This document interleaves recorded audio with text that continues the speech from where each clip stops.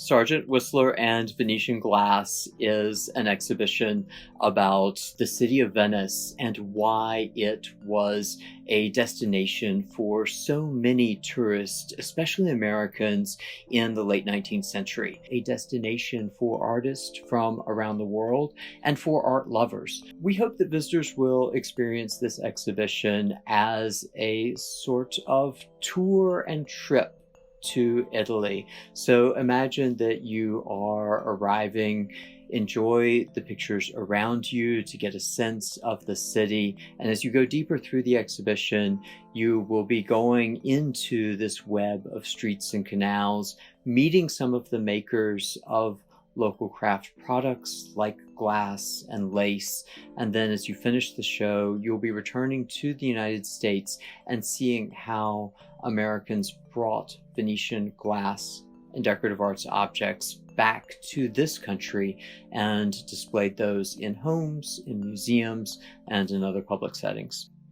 John Singer Sargent and James McNeill Whistler were two of the most internationally famous American artists of their moment. They are perfect foundations for this exhibition because of the importance of Venice within their overall careers.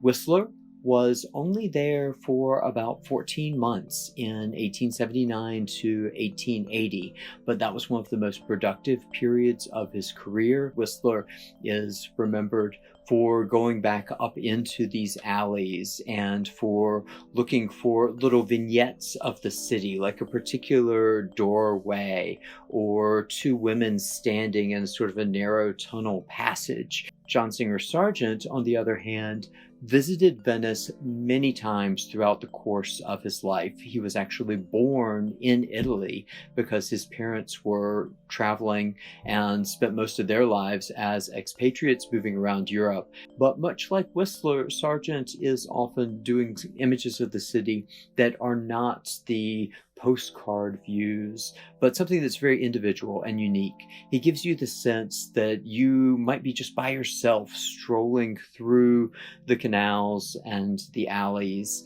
and discovering your own little moment of the city. One of the fun things about this show is its size, its breadth, its range. We have over 140 objects. We have paintings, prints, watercolors, pastels, visual art, two-dimensional art of every medium imaginable, and works of glass, but glass in many different forms that you might not necessarily expect. So we have blown glass objects, we have mosaics, which are made of glass tiles, we have glass beads, and we have other craft products from Venice in this time period, including jewelry and lace. At the Smithsonian American Art Museum, we are interested in rethinking and expanding and challenging what we know about the history of American art by thinking about global conversations and how the visual identity of this country is the product in many ways of travel, of exchanges of ideas. And this show is about those conversations and interactions and influences that go in both directions. So in that way, I think it's a perfect show for our audience and for our identity as a museum.